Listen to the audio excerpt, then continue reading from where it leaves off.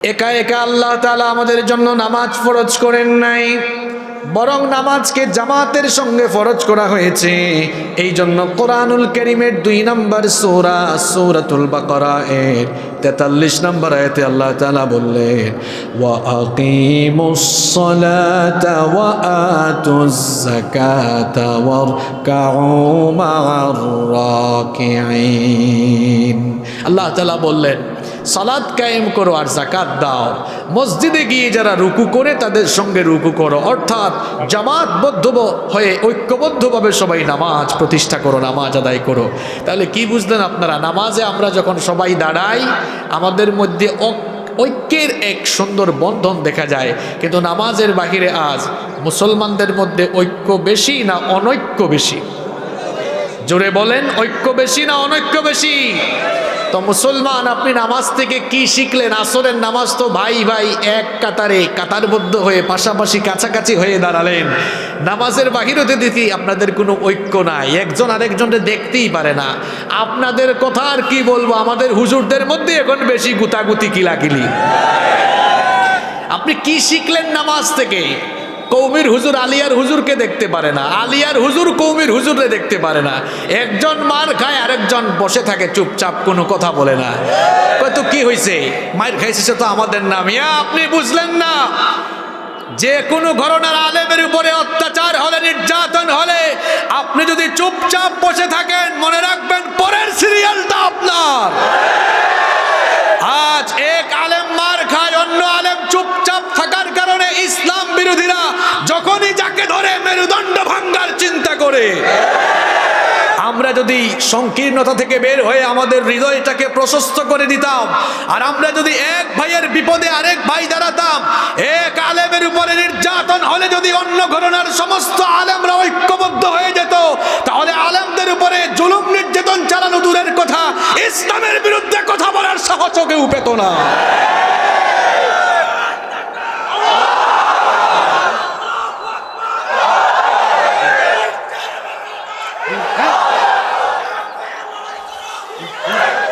সম্মানিত ভাইয়েরা, সম্মানিত ভাইয়েরা, আজ আমাদের অবস্থা হয়ে গেছে এমন, আমাদের অবস্থা হয়ে গিয়েছে এমন, সামান্য মাসআলাগত পার্থক্যের কারণে আমরা এক ভাই আরেক ভাইকে দেখতে পারি না। এটা ভালো লক্ষণ নয়। আমরা ঐক্যের গুরুত্ব এখনো বুঝি নাই। খুব সহজে আপনাকে একটা এক্সাম্পল দেই, মাথা ঠান্ডা করে বুঝেন। একটা লাঠি আপনার হাতে দিলে ভাঙা সহজ না কঠিন? কথা বলেন না কেন আপনারা? আমার ভাষা বুঝতে আপনাদের কষ্ট হয়? একটা লাঠি যে কারো হাতে দিলে খুব সহজেই ভেঙে ফেলবে। এখন যদি আপনার হাতে 1000 লাঠি দিয়ে বলা হয় এগুলো ভাঙেন, কুতাকুতি শুরু হয়ে যাবে, ভাঙতে পারবে? কি বুঝলেন আপনি? আপনি যদি এই মাসআলাগত পার্থক্যের কারণে একজন আরেকজনকে কোন মারামারি করেন দেখতে না পারেন, যতক্ষণ আলাদা আলাদা থাকবেন, এক লাঠি যেমন ভাঙা খুব সহজ, আপনি যখন মতভেদের কারণে দলভেদ করে বিভিন্ন দলে মুসলমানরা বিভক্ত হবে, মনে রাখবেন ইসলাম বিরোধীরা যখন যারে ধরবে মেরুদণ্ড ভেঙে দিবে। আর যদি 1000 লাঠির মতো মতভেদ, মনে রাখবেন ইখতিলাফ, this is the beauty of Islam. الصالحات الذي علم القرآن وأكرمنا بالإسلام وأنعم علينا بالإيمان نستغفره ونتوب إليه وأشهد أن لا إله إلا الله وحده لا شريك له وأشهد أن سيدنا وسندنا وحبيبنا وطبيبنا وطبيب أرواحنا محمدا عبد الله ورسوله أرسله بالحق بشيرا ونذيرا وداعيا إلى الله بإذنه وسراجا وقمرا منيرا. أما بعد فقد قال الله تعالى في كلامه المجيد وفي فرقانه الحميد: أعوذ بالله من الشيطان الرجيم. بسم الله الرحمن الرحيم. إن الله وملائكته يصلون على النبي يا أيها الذين آمنوا صلوا عليه وسلموا تسليما. اللهم صل على محمد وعلى آل محمد كما صليت على إبراهيم وعلى آل إبراهيم إنك حميد مجيد. اللهم بارك على محمد وعلى آل محمد كما باركت على إبراهيم وعلى آل إبراهيم إنك حميد مجيد. ربي زدني علما ربي زدني علما. ربي اشرح لي صدري ويسر لي أمري واحلل عقدة من لساني يفقه قولي. سبحانك لا علم لنا إلا ما علمتنا إنك أنت العليم الحكيم. صدق الله العظيم. তুমি আরশে থাকো প্রভু, আমি জমিনে, তবু তোমারি প্রেম জমে হৃদয় গহীনে। তুমি আরশে থাকো প্রভু, আমি জমিনে, তবু তোমারি প্রেম জমে হৃদয় গহীনে। আমি তোমারি গোলাম গো, অন্য কারো না। আমি তোমারি গোলাম গো, অন্য কারো না। আলিমুল গায়ব তুমি, মালিক রব্বানা। আল্লাহু আল্লাহু আল্লাহু আল্লাহ বলতে পারবেন না? জানা কি অজানা, আমি তোমারি গো আমার পাশে পাপের ভারে নুয়ে গেছি, মন তাই কেঁদে মরে। কঠিন বিচারের দিনে থেকো গো পাশে, পাপের ভারে নুয়ে গেছি, মন তাই কেঁদে মরে।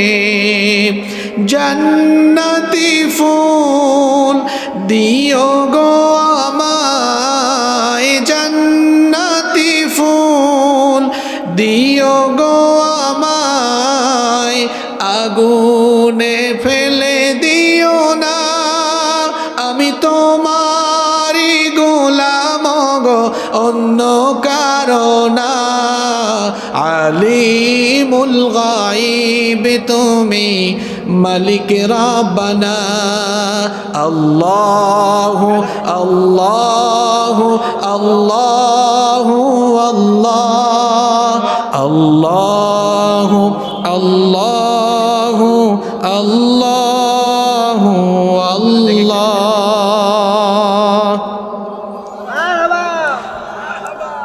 বাংলাদেশের অত্যন্ত সুপরিচিত ঐতিহ্যবাহী ঝিনাইদহ জেলার কালীগঞ্জ উপজেলার অন্তর্গত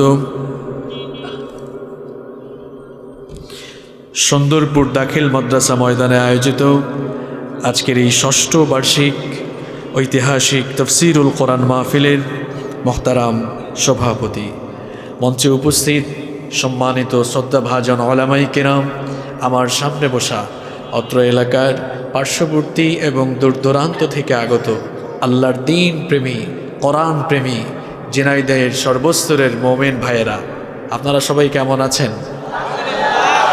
আলহামদুলিল্লাহ। আমাদেরকে ভালো রেখেছেন কে?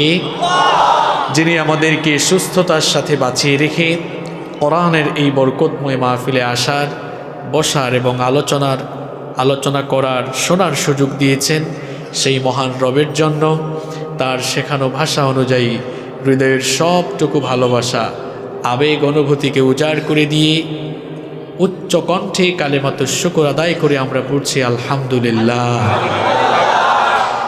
সম্মানিত সুধীমণ্ডলী, যেহেতু আমাদের অনেক সময় নষ্ট হয়ে গিয়েছে, এজন্য অপ্রাসঙ্গিক কথাবার্তা বলে আমরা আর সময় নষ্ট করব না। আজকের এই আলোচনা, আজকের এই মাহফিল থেকে আমরা যদি উপকৃত হতে চাই, তাহলে আমাদের প্রত্যেককে দুটো কাজ করতে হবে। কয়টা কাজ করতে হবে?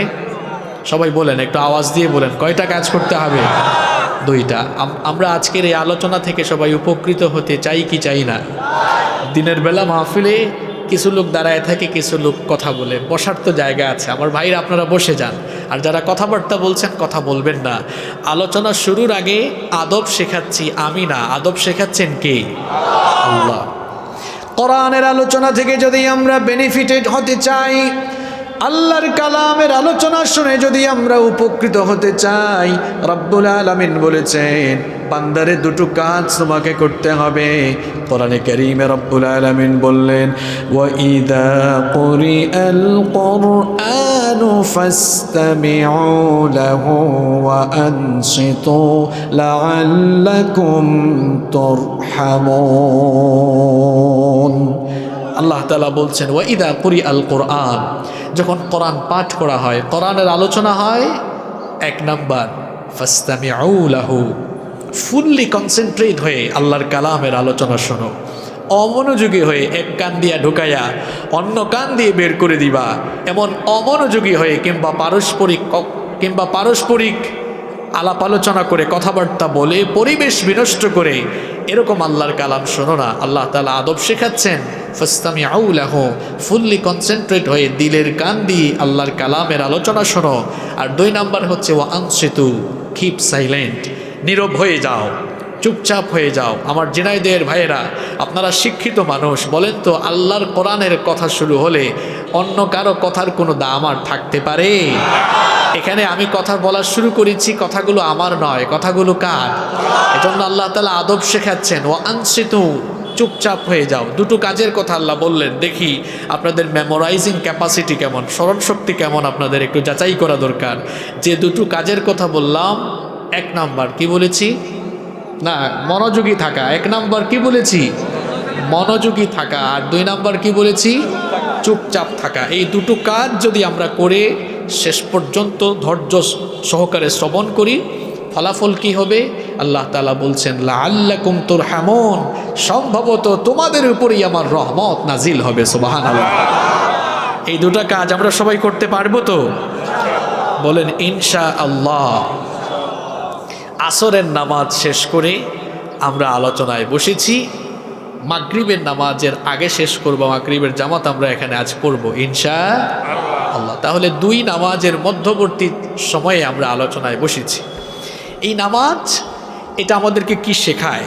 এই বিষয়ে আজকে কিছু এক্সক্লুসিভ কথা কোরআন সুন্নাহ থেকে আলোচনা করব ইনশাআল্লাহ। সম্মানিত ভাইয়েরা, সম্মানিত সুধীমণ্ডলী, প্রত্যেক দিন আমাদের জন্য আল্লাহ তাআলা নামাজ দিয়েছেন টোটাল কয় ওয়াক্ত?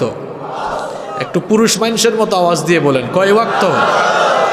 আচ্ছা, আল্লাহ তাআলা 5 ওয়াক্ত নামাজ দৈনন্দিন আমাদের উপরে ফরজ করেছেন। আমি যদি জিজ্ঞেস করি কি কারণে আল্লাহ তাআলা আমাদেরকে এই 5 ওয়াক্ত নামাজ দিয়েছেন, আমরা প্রত্যেক দিন যেন গিয়ে আল্লাহকে সাজদা দেই, মাথা নত করে আল্লাহর কুদরতি পায়ে সাজদা দেই, এই জন্য কি আল্লাহ 5 ওয়াক্ত নামাজের বিধান দিয়েছেন? বুঝে শুনে বলেন। আল্লাহর কি সাজদার এত অভাব পড়ছে যে জিনাইদের মানুষ আল্লাহকে সাজদা না দিলে আল্লাহর বিরাট লস হয়ে যাবে? আল্লাহকে সাজদা দেওয়ার মতো, আল্লাহর ইবাদত করার মতো অসংখ্য সৃষ্টি আল্লাহর এই সৃষ্টিকুলের ভেতরে আছে না নাই? আপনি আল্লাহকে সাজদা দিলেও আল্লাহর কিছু যায় আসে না, না দিলেও আল্লাহর কিছু যায় আসে না। সাজদা দিলে লাভও আপনার, না দিলে লসও আপনার। আপনি যদি আল্লাহর ইবাদত নাও করেন, আল্লাহর জিকির আজকার তাসবিহ তাহলিল নাও করেন, আল্লাহর অসুবিধা নাই। আল্লাহ বলেছেন ইউসাব্বিহু লিল্লাহি মা ফিস সামাওয়াতি ওয়া মা ফিল আরদ, আসমান জমিনের সকল সৃষ্টি তাসবিহ জপে যার, তিনি কে? সাজদা দিলেই কি, না দিলেই আর কি। তবে এর মানে না হুজুর যেহেতু বলছেন না দিলেই কি তাহলে নামাজ আর আদায় করব না। না, সালাতকে আমি একেবারে গুরুত্বহীন করছি না। নামাজ তো ফরজ, আপনি নামাজ ছাড়লেই গুনাহগার হবেন। আমি বলছিলাম নামাজ শুধু সাজদা দেওয়ার জন্য দেওয়া হয় নাই। তাহলে ভাই কেন আল্লাহ নামাজের এই বিধান দিয়েছেন? নামাজ আল্লাহ তাআলা দিয়েছেন এই কারণে একজন মুমিন, একজন মুসলমান এই নামাজ থেকেই তার জীবন পরিচালনার প্রশিক্ষণ গ্রহণ করবে। একজন মানুষ কিভাবে তার জীবন পরিচালনা করবে, দৈনন্দিন জীবনে কিভাবে সে চলবে, সব শিক্ষা নামাজের ভেতরে আছে না নাই? সেখান থেকে আজ 10টি শিক্ষার কথা বলবো। যেহেতু মা বোনরাও এসেছেন, তাদের দিকেও খেয়াল রাখতে হবে। সকলের দিক বিবেচনায় আমাদের ব্যক্তি জীবন, পারিবারিক জীবন, সমাজ ও রাষ্ট্রীয় জীবন কীভাবে সুন্দর হয়, নামাজ থেকে আমরা আজ 10টা শিক্ষা বের করব, যার আলোকে আমাদের ব্যক্তি, পরিবার, সমাজ জীবন সুন্দর হবে, সমৃদ্ধ হবে ইনশাআল্লাহ। কয়টা শিক্ষার কথা বলবো? আপনাদেরকে মুখস্থ করে যাইতে হবে, পারবেন তো ইনশাআল্লাহ? নাম্বার 1 শুরু হয়ে গেছে। 1 নাম্বার, সালাত teach us to stay United. নামাজ আমাদেরকে ঐক্যবদ্ধ হওয়ার শিক্ষা দেয়। ভালো করে শোনেন, একটু আগেই আপনারা এই মাঠে আসরের নামাজ আদায় করেছেন। একা একা না জামাতের সাথে? একা একা আল্লাহ তাআলা আমাদের জন্য নামাজ ফরজ করেন নাই, বরং নামাজকে জামাতের সঙ্গে ফরজ করা হয়েছে। এই জন্য কোরআনুল কারীমের 2 নম্বর সূরা সূরাতুল বাকারা এর 43 নম্বর আয়াতে আল্লাহ তাআলা বললেন ওয়া আকিমুস সালাতা ওয়া আতুজ যাকাতা ওয়ারকাউ মা'আর রাকিঈন।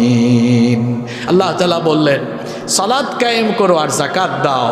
মসজিদে গিয়ে যারা রুকু করে তাদের সঙ্গে রুকু করো, অর্থাৎ জামাতবদ্ধ হয়ে ঐক্যবদ্ধভাবে সবাই নামাজ প্রতিষ্ঠা করো, নামাজ আদায় করো। তাহলে কি বুঝলেন আপনারা? নামাজে আমরা যখন সবাই দাঁড়াই আমাদের মধ্যে ঐক্যের এক সুন্দর বন্ধন দেখা যায়। কিন্তু নামাজের বাহিরে আজ মুসলমানদের মধ্যে ঐক্য বেশি না অনৈক্য বেশি? জোরে বলেন, ঐক্য বেশি না অনৈক্য বেশি? তো মুসলমান, আপনি নামাজ থেকে কি শিখলেন? আসরের নামাজ তো ভাই ভাই এক কাতারে কাতারবদ্ধ হয়ে পাশাপাশি কাছাকাছি হয়ে দাঁড়ালেন। নামাজের বাহিরেতে দেখি আপনাদের কোনো ঐক্য নাই, একজন আরেকজনকে দেখতেই পারে না। আপনাদের কথা আর কি বলবো, আমাদের হুজুরদের মধ্যে এখন বেশি গুতাগুতি কিলাকিলি।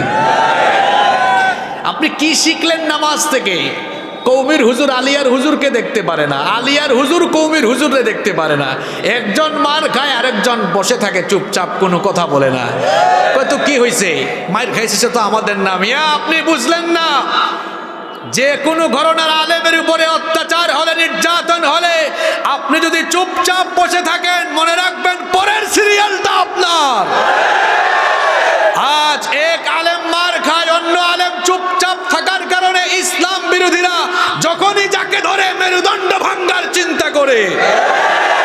আমরা যদি সংকীর্ণতা থেকে বের হয়ে আমাদের হৃদয়টাকে প্রশস্ত করে দিতাম, আর আমরা যদি এক ভাইয়ের বিপদে আরেক ভাই দাঁড়াতাম, এক আলেমের উপরে নির্যাতন হলে যদি অন্য ঘরানার সমস্ত আলেমরা ঐক্যবদ্ধ হয়ে যেত, তাহলে আলেমদের উপরে জুলুম নির্যাতন চালানো দূরের কথা, ইসলামের বিরুদ্ধে কথা বলার সাহসও কেউ পেত না।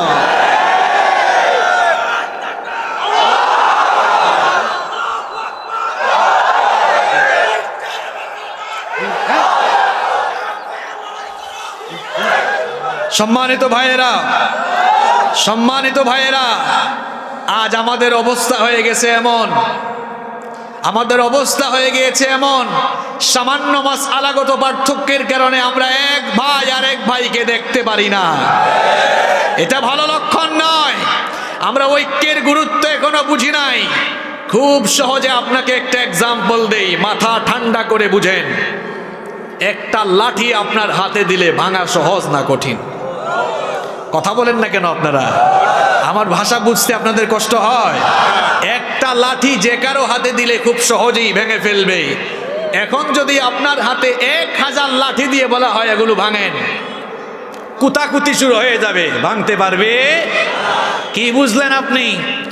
আপনি যদি এই মাসআলাগত পার্থক্যের কারণে একজন আরেকজনকে কোন মারামারি করেন দেখতে না পারেন, যতক্ষণ আলাদা আলাদা থাকবেন এক লাঠি যেমন ভাঙা খুব সহজ, আপনি যখন মতভেদের কারণে দলভেদ করে বিভিন্ন দলে মুসলমানরা বিভক্ত হবে, মনে রাখবেন ইসলাম বিরোধীরা যখন জানে ধরবে মেরুদণ্ড ভেঙে দিবে।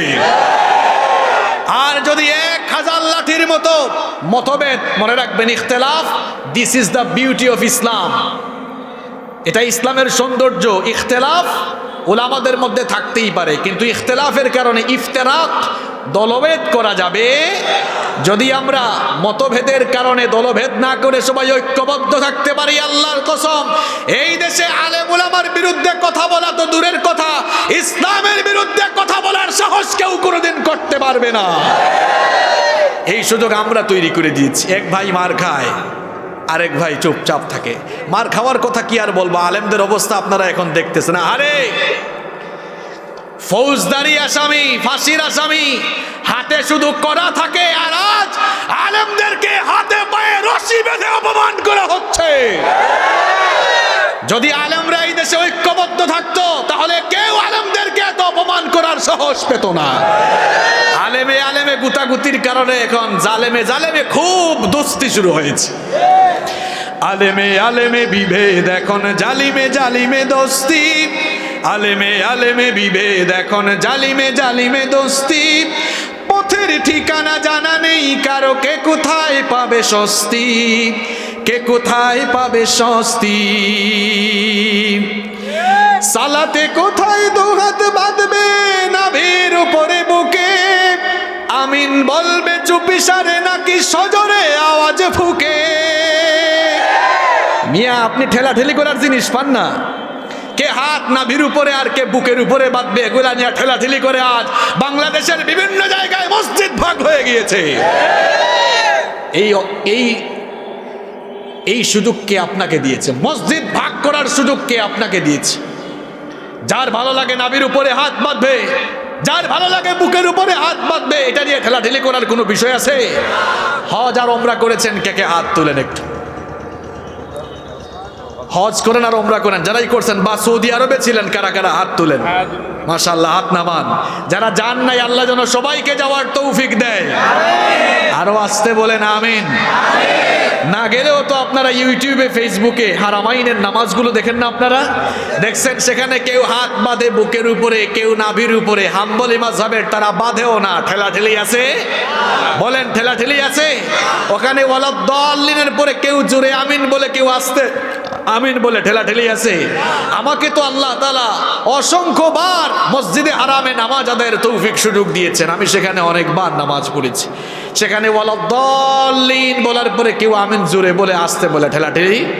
এক পাকিস্তানি আমার পাশে একদিন দাঁড়াইছে, তার গলার জোর এত বেশি। এশার নামাজে শেখ আব্দুর রহমান আস-সুদাইস নামাজে ইমামতি করছেন। তিনি যখন বললেন গায়রিল মাগদুবি আলাইহিম ওয়ালাদ-দাল্লিন, আমি আসতে বলেছি আমিন। আমার পাশের পাকিস্তানি সে বলে আমিন। হ্যাঁ, তো সালাম ফেরানোর পর আমি তারে বলে নাই, কিরে তোর তেল বেশি হয়েছে নাকি, এত জোরে বলছত কেন? সেও বলে না, এই বাংলাদেশি তুই আসতে বলছিস কেন? আমাকেও জিজ্ঞেস করে নাই। সে নামাজ পড়ে চলে গেছে, আমিও চলে গেছি, কোনো গুতাগুতি। এখন বলেন তো বাংলাদেশে হাত বাঁধা নিয়ে মসজিদ আলাদা আলাদা আছে? আমি কি অবাস্তব বলছি? আরে ভাই, যার যেখানে ইচ্ছা হাত বাঁধবে, আপনি যদি ঠেলাঠেলি করেন কেন? যারা নামাজ পড়েন এদেরকে নামাজে আনেন। আমি এই জন্য প্রায় জায়গায় একটা গল্প বলি। এক লোক, কষ্ট হচ্ছে আপনাদের? শোনেন, এক লোক সফরে বের হয়েছে, নতুন এলাকা দিয়ে যাচ্ছে, আসরের আজান হয়েছে। মনে মনে ভাবলো আসরের নামাজটা যেহেতু আজান হয়ে গিয়েছে, নামাজটা পড়ে নি। ঢুকছে মসজিদে, এখন বেচারা সব সময় হাত বাঁধে নাভির উপরে। দুর্ভাগ্য, ওই মসজিদের সবাই হাত বাঁধে বুকের উপরে। সে যখন নাভির উপরে হাত বাঁধছে, নামাজ শেষে পাবলিক তারে দৌড়ানো শুরু করছে। এ আবার কোন জায়গা থেকে আসছে? দৌড়ানো খাইয়া এক জায়গায় গিয়া নিস্তার পাইলো। হাঁপাইতে হাঁপাইতে আবার হাঁটা শুরু করলো। এক জায়গায় গিয়া যাওয়ার পরে মাগরিবের আজান পড়লো। চিন্তা করে নামাজ পড়ে নেই, কিন্তু নামাজে ঢোকার সময় টেনশন বাড়লো। আহারে, আসরের সময় যে দৌড়ানোটা খাইছি, তা মাগরিবের নামাজের সময় চিন্তা করলো, যা আর নাভির উপর হাত বাঁধবো না, বুকের উপরই হাত বাঁধে, যেহেতু দৌড়ান খাইছি। দুর্ভাগ্য, এই মসজিদের সবাই হাত বাঁধে নাভির উপরে। নামাজ শেষ, আবার দৌড়ান শুরু করছে। এখন দৌড়ানো খাইতে খাইতে নিস্তার পাইছে, আবার পথ চলা শুরু করছে। এক জায়গায় গেছে, এখন এশার আজান হয়েছে। এদিকে তাকান, কিছুই হয় নাই। এশার আজান পড়েছে। কোন আজান শুনতেছেন আপনারা? শোনেন, এশার আজান পড়েছে। এখন চিন্তা করলো নামাজটা আদায় করে নি। নামাজে ঢোকার সময় তার টেনশন আরো বাড়ছে। আহারে, আসরে এক দৌড়ানি, মাগরিবে খাইছে আরেক দৌড়ানি। আসরের নামাজে নাভিতে হাত বেঁধে বিপদে, মাগরিবের নামাজে বুকের উপর হাত বেঁধে বিপদে। জানি না কপালে কি আছে, যেহেতু কপালে কি আছে জানি না, হাত বাঁধছে এবার কপালের উপরে। এখন পাবলিক তারে ধরছে, কিরে ভাই, তুমি কপালের উপর হাত বাঁধছো কেন? ঘটনা সে শুনিয়েছে। মুসলমান, তুমি হাত বাঁধা নিয়ে এক ভাইয়ের সাথে আরেক ভাই ঠেলাঠেলি করো, এই সুযোগে আজ ইসলাম বিরোধীরা ইসলামপন্থীদের উপরে কুরবানি জানানোর সাহস পেয়েছে। সালাতে দুহাত কোথায় বাঁধবে? নাভির উপরে বুকে। আমিন বলবে চুপিসারে নাকি সজরে আওয়াজ ফুকে? ছোট আরো ছোট বিষয় নিয়েও চলছে ভীষণ দ্বন্দ্ব। সব দল ভাবে আমরাই ভালো, অন্যরা কালো মন্দ। ফরজ নিয়ে তো মারামারি নেই, নফলে সফল ডুব। টুপির আকার আকৃতি নিয়ে গবেষণা হয় খুব। এখন টুপির মধ্যে মুসলমান ইসলাম খুঁজে, কয়টা কৌমি টুপি, এটা আলিয়া টুপি, এটা সুন্নি টুপি, ও আবি টুপি, লামাজহাবি টুপি আছে, এরকম আছে। পাগলার কারবার দেখছেন, সে টুপি দিয়া মুসলমান বের করে। ফরজ নিয়ে তো মারামারি নেই, নফলে সফল ডুব। টুপির আকার আকৃতি নিয়ে গবেষণা হয় খুব। এই সুযোগে আব্রাহা দেখো হাকিয়ে বেড়ায় হস্তি। জালিমে জালিমে দোস্তি, আলেমে আলেমে বিভেদ, এখন জালিমে জালিমে দোস্তি। পথের ঠিকানা জানা নেই কারো, কে কোথায় পাবে স্বস্তি, কে কোথায় পাবে স্বস্তি। খ্যাতির নেশায় আলেমের মন ব্যস্ত, ভীষণ ব্যস্ত। এই সমাজের সব কাজ তাই জালিমের হাতে ন্যস্ত। নিজের হিসেবে করে না আলেম, অন্যের কথা ভাবে। বিরোধকারীরা জান্নাতে নাকি জাহান্নামেই যাবে। কাফের ফাসেক লক্ষ ফতোয়া পকেটেই আছে জমা। আল্লাহর কাছে ছাড় আছে, তবু তার কাছে নেই ক্ষমা। হেরার চেরাগে চিনতে পারেনি এখনো আপন পর। জালিমের হাতে চলে গেছে তাই নিজের সাজানো ঘর। হেরার চেরাগে চিনতে পারেনি এখনো আপন পর। জালিমের হাতে চলে গেছে তাই নিজের সাজানো ঘর। সালতানাতের মিনার হারিয়ে আশ্রয় তার বস্তি। জালিমে জালিমে দোস্তি, আলেমে আলেমে বিভেদ, এখন জালিমে জালিমে দোস্তি। পথের ঠিকানা জানা নেই কারো, কে কোথায় পাবে স্বস্তি, কে কোথায় পাবে স্বস্তি। কথা বাস্তব না অবাস্তব? আলেমে আলেমে ঠেলাঠেলি বাদ দেন। মুসলমানদেরকে এক কসম, এই দেশের মুসলমানরা সারা দেশের সকল আলেমদেরকে এক টেবিলে দেখতে চায়। এজন্য আমাদের মুরব্বী আলেমদেরকে, উস্তাদ সমতুল্লাহ আলেমদেরকে আমরা হাতে পায়ে ধরে রিকোয়েস্ট করব, আল্লাহর ওয়াস্তে দোলাদুলি বাদ দিয়ে মুসলমানদেরকে রেহাই দেন। এক টেবিলে বসেন আপনারা, এক টেবিলে বসলে দেখবেন এই দেশের মুসলমানরা আপনাদেরকে মাথার তাজ বানিয়ে রাখবে। এই নামাজ আমাদেরকে ঐক্যের শিক্ষা দেয়। কই নামাজে এসে তো আমরা বলি নাই আমি আওয়ামী লীগ করি, আমি ক্ষমতাসীন, আমি সামনের কাতার, তুই যা পেছনে, তুই বিএনপি, বলে কথা বলেন না কেন? বলে নামাজে আসলে কি বলে আমি কৌমির হুজুর, তুমি আলিয়া যাও, তুমি পেছনে যাও, বলে? নামাজে আসলে আমরা সবাই ভাই ভাই এক হয়ে কাঁধে কাঁধ লাগিয়ে আমরা যেমন দাঁড়িয়ে যাই, আল্লাহর কসম এ যুবক ভাইয়েরা শোনো, নামাজে যেমন একটু আগে কাঁধে কাঁধ লাগিয়ে দাঁড়িয়েছো, এমনি ভাবে যদি কাঁধে কাঁধ লাগিয়ে ঐক্যবদ্ধ হয়ে সীসা ঢালা প্রাচীরের ন্যায় আল্লাহর জমিনে আল্লাহর দ্বীন কায়েমের জন্য ঐক্যবদ্ধ হতে পারো, মনে রাখবা এই জমিনের প্রতিটি ইঞ্চিতে কোরআনের পতাকা পথ পথ করে উড়বে ইনশাআল্লাহ। সালাত আমাদেরকে কিসের শিক্ষা দেয়?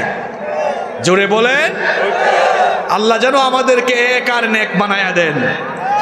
যারা মাহফিলে কথা বলেন তাদের কাছে রিকোয়েস্ট থাকবে, অমুক খারাপ, তমুক খারাপ, অমুক কাফের, তমুক ফাসেক, এগুলা বাদ দেন। উম্মতের ঘরে আগুন লেগেছে, আর কেরোসিন ঢালিয়েন না, পারলে পানি ঢালেন, সেটাও না পারলে চুপচাপ বসে থাকেন। আল্লাহ আমাদেরকে এক করে দেন, বলেন আমিন। সালাতের 2 নম্বর শিক্ষা হলো এই সালাত আমাদেরকে ভেদাভেদহীন একটি সুন্দর সমাজ গঠনের শিক্ষা দেয়। নামাজে আমরা যখন আসি তখন আমাদের মধ্যে কোনো ক্লাসিফিকেশন থাকে না। There is no class discrimination in সালাত। নামাজের ভেতরে কোনো শ্রেণী বৈষম্য নাই। মনে করেন একজন নামাজে গিয়েছে, অনেক বড় ব্যবসায়ী, তার পাশে একজন রিক্সাওয়ালা গেলে সে কি বলবে, এই তুই রিক্সাওয়ালা আমার পাশে দাঁড়াইলে কেন, আমারে চিনোস না, যা পেছনে যা, বলতে পারবে এই কথা? যদি বলেও ফেলে রিক্সাওয়ালা বলবে, এই ভাই তোমার এই বড়লোকগিরি আর এই পার্ট মসজিদের বাইরে গিয়ে দেখাও, এখানে তুমি এসেছো, তুমিও আল্লাহর গোলাম, আমিও আল্লাহর গোলাম, সুবহানাল্লাহ। এই জন্য মহাকবি, কবি সম্রাট আল্লামা ইকবাল তিনি তার কবিতায় বড় চমৎকার করে লিখেছেন, এক হি সাফ মে खड़े होंगे महमूद अयाज, एक ही साफ में खड़े होंगे महमूद अयाज, न कोई बंदा रहा न कोई बंदा नवाज।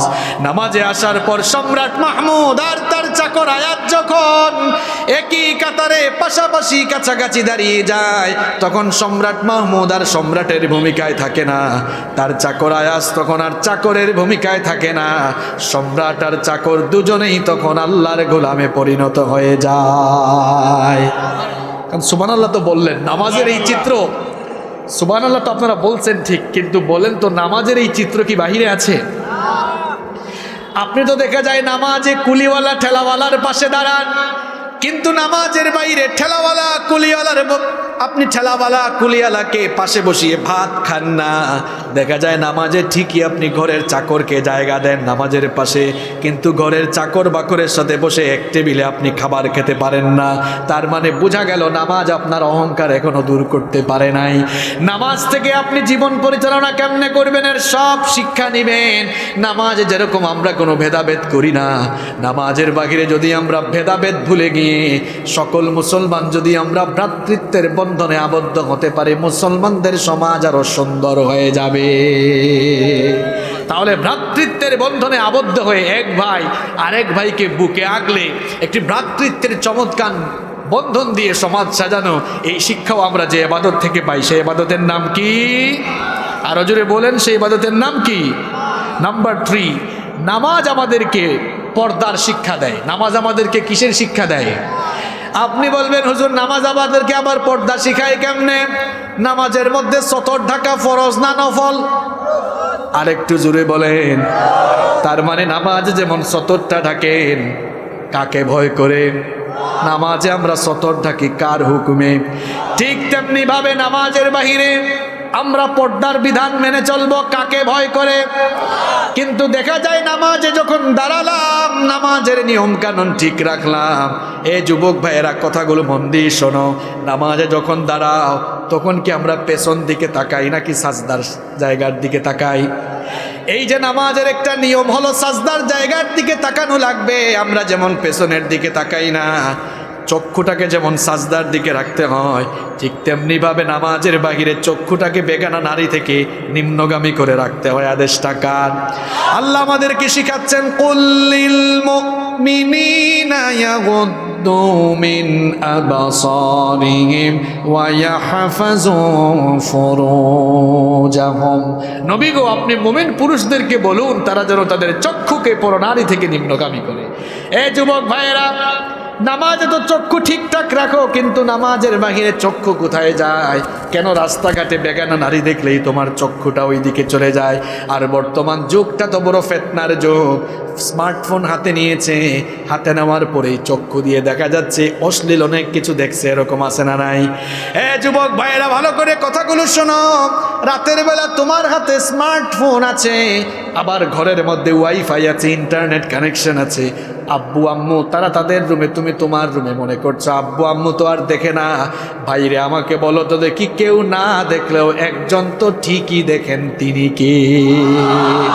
সুতরাং একজন যুবক কখনো তার চক্ষুকে নোংরামির দিকে ঠেলে দিবে না। চক্ষু দিয়েছেন কে? হে যুবক ভাইরা, এই চোখের আমানত নষ্ট করে না। চক্ষুকে তুমি কি মনে করেছো? কত বড় নিয়ামত। এবার সাইন্টিফিক কিছু কথা শুনেন আপনারা। এই যে আমার সামনে অনেকগুলো ক্যামেরা, চক্ষু নিয়ে গবেষণা করে এখন ক্যামেরা আবিষ্কার হয়েছে। সুবহানাল্লাহ বলবেন না? ক্যামেরাম্যান ভাইরা বলতে পারবে, এই ক্যামেরার মধ্যে লেন্স আছে না? লেন্স আছে। মানুষের চোখেও লেন্স আছে। লেন্স না থাকলে আপনি দেখতে পারতেন না। এই ক্যামেরাগুলোতে মেগাপিক্সেল আছে। আপনারা তো কিছুদিন পর পর যখন আপডেট ফোন আসে তখন বাজারে ছুটে যান, দেখি ভাই আপডেট ফোনটা আসছে, এটা ক্যামেরা কত মেগাপিক্সেল, তাই না? আমার জানা মতে এখনো 120 মেগাপিক্সেলের বেশি ক্যামেরা মনে হয় না আছে নাকি, কেউ জানেন? আপনি জানেন আপনার চোখে আল্লাহ তাআলা, আপনি না চাইতেই, আপনি আল্লাহর কাছে চানও নাই, না চাইতেই আল্লাহ তাআলা আপনার চোখে, বর্তমান বিজ্ঞান বলছে আল্লাহ তাআলা আপনার চোখে 576 মেগাপিক্সেল দান করেছেন। এত আসতে বললেন? এরপরে আসেন চোখের নিয়ামতের কথা বলছে। যুবক ভাইরা ভালো করে শোনেন, কি করছেন এই চক্ষু দিয়ে? এই চক্ষুটাকে আল্লাহ চাইলে গরুর মতো কপালের দুই দিকে দিতে পারতেন কিনা? কথা বলেন, পারতেন কিনা? আল্লাহ চাইলে পারতেন। গরুর মতো কপালের দুই দিকে, মনে করেন এদিকে একটা চোখ, এদিকে আরেকটা চোখ, দেখতে সুন্দর লাগতো না বিশ্রী লাগতো? আর সবচেয়ে বড় কথা হলো, যখন আপনি ফুটবল খেলতে যাইতেন আর হেড মারতে পারতেন না, হেড দিতে গেলে আপনার চক্ষু শেষ। এই জন্য আল্লাহ তো সূরা 3-এর মধ্যে বলেছেন, লাকাদ খলাকনাল ইনসানা ফি আহসানি তাকওয়িম। আল্লাহ বলছেন সবচেয়ে সুন্দর স্ট্রাকচার, সবচাইতে ফ্যান্টাস্টিক একটা অবয়ব দিবে আমি মানুষ বানিয়েছি। সুবহানাল্লাহ বলেন। আপনাকে আমাকে দেখতে যেন সুন্দর লাগে, জন্য আল্লাহ তাআলা চক্ষু কপালের দুই দিকে না দিয়ে দিয়েছেন কপালের নিচে। আবার হুচট খেয়ে পড়লে, আসার খেয়ে পড়লে চোখের যেন ক্ষতি না হয়, এর উপরে আল্লাহ আবার হাত দিয়ে দিয়েছেন দেখতে যেন শিলা মুরগি না লাগে। শিলা মুরগি বুঝেন আপনারা, মুরগি ছিললে যা হয়, দেখতে যেন আবার শিলা মুরগি না লাগে। চোখের উপরে দেখেন কি সুন্দর আল্লাহ ব্রু দিয়েছেন। কারো কারো ব্রু দেখতে এত সুন্দর, বাঁকা তরবারির মতো। সুবহানাল্লাহ। মা বোনরা তো মাহফিলে এসেছেন, আল্লাহ এত সুন্দর ব্রু দিলেন, আপনারা এই ব্রু প্লাক করেন কেন? এটাকে সাজতে সাজতে, নোয়াখালীতে কয় হুজুর আমাদের এলাকার মহিলারা ব্রু সাজতে সাজতে একেবারে কামসারা। আপনারা কি বলেন, সাঁচাসাঁচি বলেন নাকি? হ্যাঁ, কি বলেন? আচ্ছা, সাজতে সাজতে মিল আছে এখানে। এই যে ব্রু প্লাক করছেন করো, মহিলা প্যান্ডেলে মহিলা আছে না? মনে রাখবেন আমার মায়েরা বোনেরা, হারামে কোনো আরাম, বলেন হারামে কোনো আরাম। ব্রু প্লাক করে আল্লাহ হারাম করেছেন। এই হারাম কাজ করলে আরামও পাবেন না। বর্তমান চিকিৎসা বিজ্ঞান বলছে পৃথিবীতে এখন আই ক্যান্সার রোগীর সংখ্যা বাড়ছে, আর আই ক্যান্সারে এখন তারাই আক্রান্ত হচ্ছে যারা বেশি বেশি ব্রু প্লাক করে। যেখানে আপনি আল্লাহর আইন অমান্য করবেন, ঠাডা পড়বে, গজব পড়বে। গজব আসবে কার পক্ষ থেকে? চোখের কথা বলছিলাম, শোনেন, আমরা যে পরিবেশে বাস করি এই পরিবেশে জীবাণু কম আছে না বেশি আছে? আরে বাপরে বাপ, ডানে বামে সামনে পেছনে আগাগোড়া একেবারে জীবাণু। এই জীবাণুগুলো আমাদের চোখের ভেতরে প্রতিনিয়ত ঢুকছে। এগুলো যদি এই যে জীবাণুগুলো ঢুকছে, এগুলো যদি কি বলে রিফ্রেশের ব্যবস্থা যদি আল্লাহ না রাখতেন, 1 সেকেন্ড না, শোনেন, 1 ন্যানো সেকেন্ড দিয়ে আপনি কানা অন্ধ হয়ে যেতেন। আল্লাহ তাআলা কত দয়াবান। ভাইরাস মোকাবেলায় যেমন অ্যান্টিভাইরাস দরকার, ঠিক তেমনিভাবে এই জীবাণুগুলোকে নাশ করার জন্য, ধ্বংস করার জন্য আল্লাহ তাআলা চোখের ভেতরে এক ধরনের তরল পানি দিয়েছেন। সবার চোখের মধ্যে এক ধরনের তরল পানি আছে না নাই? যত জীবাণুই ঢুকুক না কেন, আপনি যখন চোখের পলক ফেলেন সঙ্গে সঙ্গে ওই পানিগুলো সব জীবাণু একদম পরিষ্কার করে ফেলে। সুবহানাল্লাহ। এই চোখের নিয়ামত দিয়েছেন কে? যুবক ভাইরা, খবরদার, আল্লাহর দেওয়া এই চক্ষু নামক নিয়ামতকে তুমি খেয়ানত করে ফেলো না। চক্ষু দিয়ে তুমি আজে বাজে জিনিস দেখো না। এই চক্ষু দিয়ে যদি দেখতেই হয়, ইউটিউবে ঢুকে তুমি কোরআনের আলোচনা শোনো, কোরআনের তেলাওয়াত দেখো, ভালো ভালো জিনিস দেখো।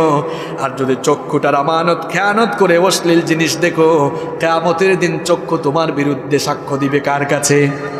আরো জোরে বলেন, কার কাছে?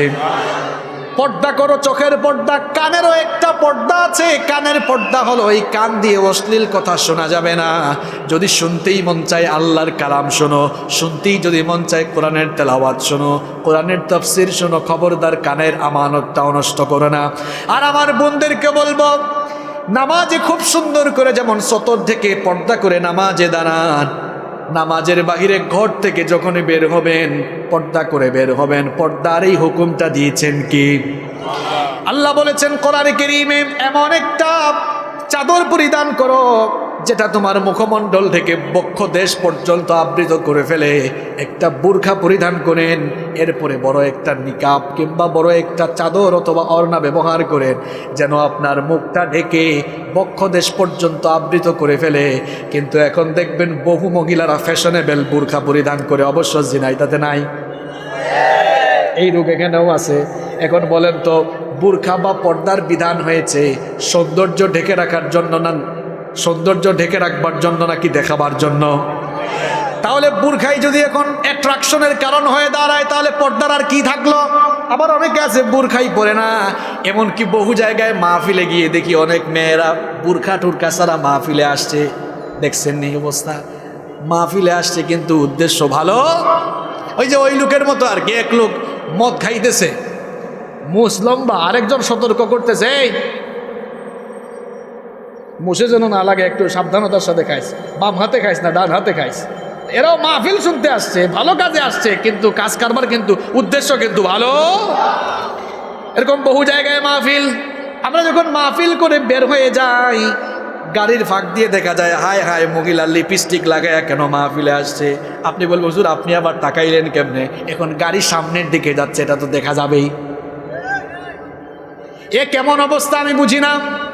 মাহফিল এমন করে আসেন কেন? মাহফিল কেন? ঘর থেকে বের হলেই পর্দা করতে হবে। পর্দার বিধানটা দিয়েছেন কি? আমার মা বোনদেরকে বলবো, পর্দা আপনি করবেন। পর্দা করলে আপনি 8টা উপকার পাবেন। জোরে কোন কয়টা? আর একটু জোরে বলেন, পুরুষ মানুষের মতো আওয়াজ দিয়ে বলেন, পর্দা করলে কয়টা উপকার পাবেন? আরো আস্তে বলেন। 1 নাম্বার, আপনি যখন পর্দা করবেন কবরের আযাব থেকে, জাহান্নামের আযাব থেকে আপনাকে বাঁচিয়ে দিবেন কে? ভালো করে কথাগুলো শুনুন। পর্দা করবেন না, কবরের শাস্তি, জাহান্নামের শাস্তি থেকে রেহাই পাবেন না। আর পর্দা করবেন, জাহান্নাম থেকে আপনাকে বাঁচায় দিবেন কে? 2 নাম্বার, আপনি যদি পর্দা না করেন, আপনার নিজের বড় ভাই, নিজের বাবা, নিজের হাজবেন্ড দায়ুস হয়ে যাবে। নিশ্চয়ই আপনি আপনার বাবাকে, আপনার বড় ভাইকে, আপনার হাজবেন্ডকে দায়ুস বানাতে চান না। এই জন্য আমার বোনকে বলবো, দায়ুসকে আগে বুঝতে হবে, দায়ুস কখনো জান্নাতে ঢুকবে। এজন্য আপনি পর্দা না করলে আপনার ভাই, আপনার স্বামী, আপনার বাবা দায়ুস হবে, তাকেও জাহান্নাম থেকে আপনি বাঁচান। 3 নাম্বার, পর্দা করার 3 নাম্বার উপকার হলো, পর্দা করলে আর আশকারা মাস্কারা আলাদা লাগায়া মেকআপ করা লাগে।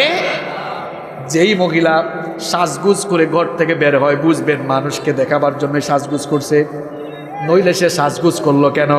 আপনি যদি বুরখা পরেন, নিকাব পরিধান করেন, তাহলে আপনার হাজবেন্ডের মেকআপের টাকাও বাঁচায় দিলেন। আপনারা খুশি না বেজার? দেখছেন, ভাইরা খুশি। ভাবিদেরকে বলবো, ভাইদেরকে খুশি করেন। আর সাজতেই যদি মন চায়, ভাইয়ের সামনে ভালো করে সাজগুজ করেন, কোনো অসুবিধা। 4 নাম্বার, পর্দা করার 4 নাম্বার উপকার হলো, পর্দা করে যেখানেই যাবেন মানুষ সম্মান করবে, কোথাও আপনি অসম্মানিত হবেন না। দেখবেন অসভ্য ভাষাগুলো তো মাহফিলে আমরা বলতেও পারি না, মুখ দিয়ে আসবেও না। বেপর্দা মেয়ে যখন রাস্তা দিয়ে চলে, অসভ্য পুলা পাই, সভ্য শব্দ বলে না, অসভ্য শব্দ বলে। ভালো শব্দ বলে না, অশ্লীল শব্দ বলে। কত কথা বলে, এই কথাগুলো আপনি শুনবেন না, সবাই আপনাকে সম্মান করবে। 5 নম্বর হলো পর্দা করার কারণে মানুষের কুনজর থেকে আপনি বাঁচতে পারবেন। 6 নম্বর হলো আপনাকে দেখে দেখে আপনার সন্তানগুলো পর্দাশীল হয়ে যাবে। 7 নম্বর উপকার হলো সমাজে একটা নিরাপত্তা থাকবে, দেখবেন আস্তে আস্তে ইফটিজিং কমবে, ধর্ষণ করবে, সমাজে শান্তি শৃঙ্খলা ফিরে আসবে। এরপরে 8 নম্বর হলো আপনি পর্দা করার কারণে সমাজের অনেক পুরুষ গুনাহ থেকে বেঁচে যাবে। এই 8টা উপকারের কথা বললাম। আপনারা কি করবেন? আপনাদের স্ত্রী, ভাই, আপনাদের বোন, মায়েদেরকে পর্দা করাবেন তো? নিজের বউকে তো আপনারা পর্দা করান না, অনেকে আছে বেপর্দা নিয়ে বের হয়। কিরে ভাই, আপনার বউকে এরকম বুরখা টুরখা ছাড়া নিয়ে বের হন, আপনার কি একটু শরমও লাগে না? এক ভাই তো এরকম বেরই হয়েছে নিয়ে, ছোট ভাই একটা কয়, ভাই ভাবির এই অবস্থায় নিয়ে বের হয়েছেন কেন? কয় কি জানেন, কয় তোর ভাবি যে কত সুন্দর এটা আমি না জানি, এলাকার মানুষ তো জানে না, এলাকার মানুষের একটা হক আছে না? নিজের বউকে এরকম বুরখা ছাড়া বের করে রাস্তাঘাটে দেখাইয়া এলাকার মানুষের হক কে কে আদায় করতেছেন একটু হাত তুলেন দেখি। আস্তাগফিরুল্লাহ বললে হবে না, এই রুগী কিন্তু এখানেও আছে, আছে না? আবার নিজের বউয়ের ফটো অনেকে ফেসবুকে আপলোড দেয়, এইরকম এই ঝিনাইদহে নাই। ঝিনাইদহে থাকতে পারে কিন্তু কালীগঞ্জ উপজেলায় নাই। এরা আবার কারা? যারা নিজের বউয়ের ফটো ফেসবুকে দেয়। আচ্ছা ভাইরা, আপনারা বলেন তো ফেসবুকটা পাবলিক সাইট নাকি পার্সোনাল সাইট? এখানে একটা নোটিশ আসছে, মহিলা প্যান্ডেলে মনে জায়গা হচ্ছে না, তাই না? হ্যাঁ, মহিলারা একটু এগিয়ে বসেন, আমার মা বোনরা এগিয়ে বসেন, অনেকে নাকি দাঁড়ায় আছে, জায়গা পাচ্ছে না। আলহামদুলিল্লাহ পড়েন। কি জানি বলছিলাম, ও ফেসবুকটা পাবলিক সাইট না পার্সোনাল সাইট? কি খারাপ লাগতেছে আপনাদের? সবাই খেয়ে আসছেন আপনারা? কারা কারা খাইয়ে আসেন নাই হাত তুলেন। তো অসুবিধা কি? আমিও খাই নাই, এরাও খাই নাই, কাটাকাটি সমান সমান। হাত নামান। আমি যদি না খাইয়া এরকম উচ্চকণ্ঠে কথা বলতে পারি, আপনারা পারবেন না কেন? আমি যে টেনশনে ছিলাম টাইম মতো আসতে পারি কিনা, আমি আপনাদের সামনে যখন চলে আসছি ক্ষুধাও ভুলে গেছি, ক্লান্তিও ভুলে গেছি, আলহামদুলিল্লাহ। আমি কথা বলতে পারলে আপনারা কথা বলতে পারবেন না? সম্মানিত ভাইয়েরা, বলেন দেখি ফেসবুকটা, আপনারা ফেসবুক চালান তো? ফেসবুক আইডি নাই কার? দেখে হাত তোলেন। ফেসবুক আইডি নাই তো বাবা আপনার থাকবে কেমন? আপনার তো ফোনই নাই। আপনার যাদের আছে এরা বলে, যুবক ভাইরা বলেন ফেসবুক আইডি সবার আছে তো? আছে, তাই না? কয়টা? একটা আসল আর একটা ফেক আছে নাকি? অনেকে তো ফেক বানায়। এই যে আমাদের নামে কত ফেক আইডি খুলছে, এরকম ফেক আইডি আছে নাকি? এই ফেক আইডি চালানোও কিন্তু এক ধরনের গুনাহ, এগুলো প্রতারণা, মানুষের সঙ্গে ধোঁকাবাজি করা, ঠিক না বেঠিক? আচ্ছা বলেন ফেসবুকটা পাবলিক সাইট নাকি পার্সোনাল সাইট? পাবলিক। বউ পার্সোনাল না পাবলিক? হ্যাঁ, পার্সোনাল। তো পার্সোনাল জিনিসকে পাবলিক সাইটে আপলোড দেয় তারা নিজের বউকে জনগণের সম্পদ বানাইছে যারা। বেহায়া, বেশরম, নির্লজ্জ কোথাকার, আত্মসম্মান বোধ বলতে তার মাঝে কিছুই নাই। বউয়ের ফটো ফেসবুকে আপলোড দিয়েছে, আরেকজন কমেন্ট করছে, ওয়াও ভাবিকে হ্যাপি লাগতেছে। আর এই গাধা গিয়ে রিপ্লাই করছে, থ্যাংক ইউ। এই গাধা, তোর কি এত ভালো লাগে থ্যাংক ইউ বলে? আবার আরেকজন কমেন্ট করছে, ওয়াও ভাবিকে জুস লাগতেছে। এ গাধা, কার জুস কে খায় রে? কার জুস কে খায়? আপনার নিজের বউয়ের সৌন্দর্য শুধুমাত্র আপনার জন্য। বলবো আমি, বলবো, এটা অসুবিধা নাই, সবাই আছে তো, চিন্তার কারণ নেই, ঠিক আছে বলবো আমি। তাহলে বলেন তো দেখি, এই যে বললাম নিজের বউকে জনগণের সম্পদ বানায় যারা, এদের ভেতরে আত্মসম্মান বোধ আছে নাকি বলেন? নিজের বউয়ের সৌন্দর্য শুধু নিজে দেখেন। আর আমার মা বোনদেরকে বলবো, ঘর থেকে বের হওয়ার সময় পর্দা করবেন। পর্দার এই বিধান, যেই পর্দা মেনে চলতে হবে, এটা আমরা যে ইবাদত থেকে শিখতে পেরেছি, সেই ইবাদতের নাম আরো জোরে, আর একটু জোরে বলেন।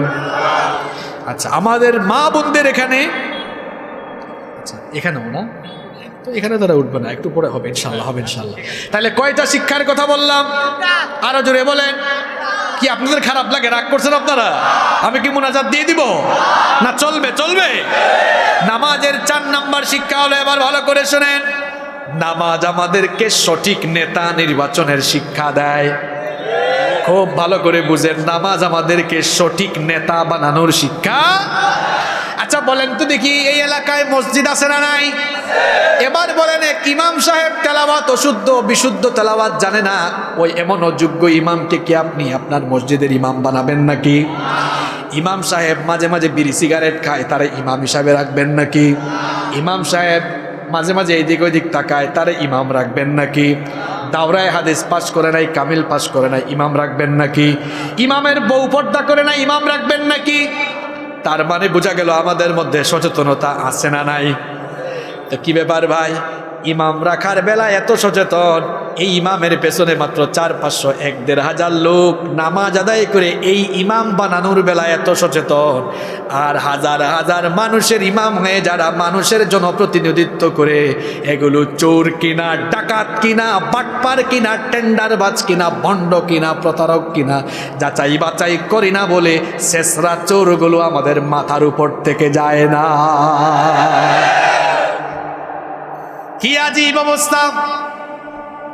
আপনি যেমন আপনি একজন সৎ মুসলমান, একজন ভালো মুসলমান যেমন একজন অযোগ্য ইমামের পেছনে নামাজ পড়ে না, ঠিক তেমনি ভাবে একজন সচেতন মুসলমান কখনোই চোর ডাকাত চাঁদাবাজ টেন্ডারবাজকে তার সমাজের নেতা বানাতে পারে না, পারে না, পারে না। কিন্তু আজ নামাজের বেলা আমরা সচেতন থাকলেও নামাজের বাহিরে আমরা এত অসচেতন হয়ে গিয়েছি। এখন দেখা যায় নামাজের বাহিরে আমরা টাকার কাছে নিজের ইমানটাকে বিক্রি করে দেই। দেখা যায় ইলেকশন আসলে মানুষের দাম গরু ছাগলের চাইতে বাড়ে না, কমে। একটা ছাগল আপনি 5,000 টাকার কমে কিনতে পারবেন না, কিন্তু ইলেকশনের সময় দেখবেন 500 টাকায় মানুষ বিক্রি হয়, আছে না নাই? এই যে 500 টাকায় মানুষ বিক্রি হয় বলে চোর আর চামারদের কবল থেকে জাতি এখনো রেহাই পেল না। আমরা তো খাটের নিচে জুতা রাখি, আর শেষরা কিছু চোর আর চামার আছে, এরা জনগণের তেল চুরি করে খাটের নিচেও তারা তেল লুকায়া রাখে। আমরা যদি একটু সচেতন হতাম, নামাজের ইমামের বেলায় যেমন আমরা সচেতন, এমনি ভাবে যদি সচেতন হয়ে আল্লাহওয়ালা কোরআনওয়ালা মানুষগুলোকে আমাদের প্রতিনিধি বানাতাম, তাহলে আমাদের সমাজের মধ্যে বরকত ঢেলে দিতেন কে? ছোট্ট একটা ঘটনা আপনাদেরকে শোনাই। ওমর রাদিয়াল্লাহু আনহু, সবাই আমরা তার নাম জানি, বলেন তো তিনি কোনো ছোটখাটো ভূখণ্ডের শাসক ছিলেন নাকি অর্ধ পৃথিবীর শাসক ছিলেন? তিনি তার শাসনামলে মোমবাতির আলো জ্বালিয়ে, সেই যুগে তো ইলেকট্রিক্যাল লাইট ছিল না, মোমবাতির আলো জ্বালিয়ে ঘরের ভেতরে তিনি কাজ করছেন। এমন সময়ে তার কিছু আত্মীয় স্বজন তার সঙ্গে দেখা করতে আসলেন। দেখা করতে এসে দরজায় নক করলেন। তিনি তাদেরকে দরজায় থামিয়ে দিলেন। দরজায় থামিয়ে দিয়ে বললেন, একটু দাঁড়াও। এরপরে তিনি তার সামনে থাকা মোমবাতির আগুন ফু দিয়ে নিভিয়ে দিলেন, নতুন আরেকটি মোমবাতিতে আগুন ধরালেন। এরপরে তাদেরকে বললেন, তোমরা এবার ভেতরে আসো। ভেতরে ঢোকার পরে তার এই আত্মীয় স্বজন তাকে জিজ্ঞেস করলো, আমিরুল মুমিনিন, ব্যাপার তো বুঝলাম না, আপনার সামনেই তো মোমবাতির আগুন জ্বালানো ছিল, কি কারণে তাহলে আপনি মোমবাতির আগুন ফু দিয়ে নিভিয়ে নতুন আরেকটি মোমবাতি জ্বালালেন? ওমর রাদিয়াল্লাহু আনহু তখন বললেন, তোমরা আসার আগ পর্যন্ত আমি রাষ্ট্রের টাকায়, জনগণের টাকায় কেনা মোমবাতির আলো জ্বালিয়ে জনগণের জন্য, রাষ্ট্রের কল্যাণেই কাজ করছিলাম। তোমরা যখন আসলে আমি মনে মনে ভাবলাম তোমরা আমার আত্মীয় স্বজন, হয়তো ব্যক্তিগত কথা বলার জন্য এসেছো। চিন্তা করলাম রাষ্ট্রের টাকায়, জনগণের টাকায় কেনা মোমবাতির আলো জ্বালিয়ে তোমাদের সঙ্গে কথা বললে রাষ্ট্রের আমানতের খেয়ানত হবে, জনগণের সঙ্গে বেঈমানি হবে, 3 নাম্বার আল্লাহর কাছেও জবাব দেওয়া লাগবে। এই ভয়ে আমি রাষ্ট্রের টাকায়, জনগণের টাকায় কেনা মোমবাতির আগুন ফু দিয়ে নিভিয়ে দিয়ে নিজের টাকায় কেনা মোমবাতির আগুন জ্বালিয়েছি। এমন যদি হতো আমাদের নেতা হতো, ওমরেরই মতো হতো, আবু বকরের মতো। চাই কি চাই না? আরো জোরে বলেন, চাই কি চাই না? এমন যদি হতো আমাদের নেতা হতো, ওমরেরই মতো হতো, আবু বকরের মতো। জনগণের খোঁজ খবর নিত রাত দুপুরে, ঘুরে ঘুরে দেখতো কি কেউ আছে অনাহারে। রে। আমার দেশের মা বোনেরা লাঞ্ছিতা হতো না, আমার দেশের কৃষক শ্রমিক বঞ্চিত হতো না, ধনী গরিব ভালোবাসার জীবন ফিরে পেত যদি আমাদের নেতা হতো ওমরেরই মতো হতো, আবু বকরের মতো। পড়েন আল্লাহু আকবার। ইমামের বেলায় যেমন সচেতন, নামাজ থেকে শিক্ষা নিন, সমাজের নেতার বেলায় আমাদের কেমন সচেতন থাকা লাগবে, ঠিক কি না? সম্মানিত ভাইয়েরা, আজকের এই মাহফিল আয়োজন হয়েছে, আমরা এই আল্লাহর কোরআনকে ভালোবাসি কম না বেশি? মাহফিলটা কিসের উদ্যোগে হয়েছে? এখানে তো দেখাম মসজিদের উদ্যোগে, মাদ্রাসার উদ্যোগে, নাকি যুবকদের উদ্যোগে? মাদ্রাসা। আচ্ছা, এই দাগ আরো জোরে। দেখছেন, পাবলিক কথাই কয় না, বেশি ক্ষুধার্ত হয়ে গেছে। খানা দানা রাখছেন নি আপনারা এদের জন্য? নাই, অসুবিধা নাই, আমরা আল্লাহর কোরআনকে ভালোবেসে এখানে বসেছি। দেখেন, আমি প্রায় জায়গায় বলি, এই দেশের মুসলমানদেরকে কোরআনের মাঠ থেকে সরানো যায় না। বৃষ্টির মধ্যেও এরা বসে বসে কোরআনের আলোচনা শুনে। অনেক জায়গায় প্রচন্ড রোদ থাকে, রোদের মধ্যে বসে এরা কোরআনের আলোচনা শুনে। আবার না খেয়ে আল্লাহর কোরআনকে ভালোবেসে এই ময়দানে বসে থাকে যারা, এই দেশের চিত্র আমাদেরকে এই জানান দেয়, এই দেশে আর কিছু থাকুক আর না থাকুক, আল্লাহর দ্বীন ইসলাম থাকবেই থাকবে ইনশাআল্লাহ। আল্লাহ যেন আমাদের এই স্যাক্রিফাইসটুকু কবুল করেন, বলেন আমিন। নাম্বার 5, নামাজ আমাদেরকে ভুল নেতৃত্ব পরিবর্তনেরও শিক্ষা দেয়। বলেন, আপনার ইমাম সাহেব নামাজে ইমামতি করছেন, নামাজে আমরা প্রথম যে সূরাটা পড়ি, সূরাটার নাম কি? সূরাতুল। এখন আপনাদের এলাকার ইমাম সাহেব ভুল ক্রমে সূরা ফাতিহা না পড়ে পড়তেছেন আর রহমান আল্লামাল কোরআন খলাকাল ইনসান। আপনারা চুপচাপ থাকবেন নাকি তাকে লোকমা দিবেন? তাহলে নামাজের এই শিক্ষা নামাজের বাহিরে নিয়ে যান। ইমাম সাহেব ভুল করলে যেমন ইমাম সাহেবের ভুল আমরা ঠিক করে দিই, নামাজের বাহিরেও কেউ যদি ভুল করে তার ভুল আমরা শুধরে দিব। আর ভুল শুধরে দিলে যার ভুল শুধরানি হয় সেও যদি গ্রহণ করে সমাজটা সুন্দর হয়ে যাবে। এবার আসেন, নামাজের 6 নম্বর শিক্ষা হলো নামাজ আমাদেরকে জীবন সংশোধনের শিক্ষা দেয়। কিসের শিক্ষা দেয়? আচ্ছা বলেন, নামাজে আপনি কোনো একটা ভুল করে ফেলছেন, আপনার ওই নামাজটা ঠিক করার জন্য একটা সিস্টেম আল্লাহ রেখেছেন, একটা সাজদার সিস্টেম আল্লাহ রেখেছেন। সাজদাটার নাম কি? আরেকটু জোরে বলেন। সাহু সেজদা দিলেন নামাজটা ঠিক হয়ে যাবে। এই যে নামাজের এই শিক্ষা নামাজের বাইরে নেন, আমরাও জীবন চলার পথে অনেক ভুল করি। গুনাহের প্রতি আমাদের আকর্ষণ কম না বেশি? বেশি থাকাটা ঠিক না, থাকতে পারে, কিন্তু গুনাহ থেকে আমাদের বেঁচে থাকতে হবে। কোনো গুনাহ যদি আমরা করে ফেলি, সংশোধন হওয়ার একটি রাস্তা আল্লাহ রেখেছেন। রাস্তাটার নাম কি? তাওবা। রাস্তাটার নাম কি? তাহলে ইমানদার গুনাহ করতে পারে, কিন্তু গুনাহ করে পাপের পথে চলতে থাকবে না, পাপের উপরে অবিচল থাকবে না। বরং যখনই সে পাপ বা গুনাহ করে ফেলবে, সঙ্গে সঙ্গে সে তওবা করে মাফ চেয়ে নিবে। কার কাছে? কারণ নবীজি বলেছেন, কুল্লু ইবনে আদম খাত্তাউন ওয়া খায়রুল খাত্তাইন আত-তাওয়াবুন। মানুষ মাত্রই গুনাহগার, মানুষ মাত্র পাপ করতে পারে, গুনাহ করতে পারে। গুনাহ করা, পাপ করা, এই মানুষগুলোর মধ্যে আল্লাহর কাছে প্রিয় হলো তারা গুনাহ করার পর তাওবা করে ফেলে যারা। সুবহানাল্লাহ। ভাই প্লিজ কথা বলবেন না, এই যে ভাইরা ঢুকছে, আপনাদের এলাকার মানুষ ভদ্র তো, শুনতেছেও চুপি চুপি লাগাই দিচ্ছে না সবাই? তাহলে চুপচাপ থাকেন, আমার কথাগুলো ভালো করে শোনেন। তাহলে কয়টা বললাম? 6টা। যুবক ভাইরা শোনো, সামনে কিন্তু 31st নাইট আসতেছে। এই যে বিগত বছরগুলোতে 31st নাইট করে করে অনেক ভুল করেছো, এই ভুল আর করো না।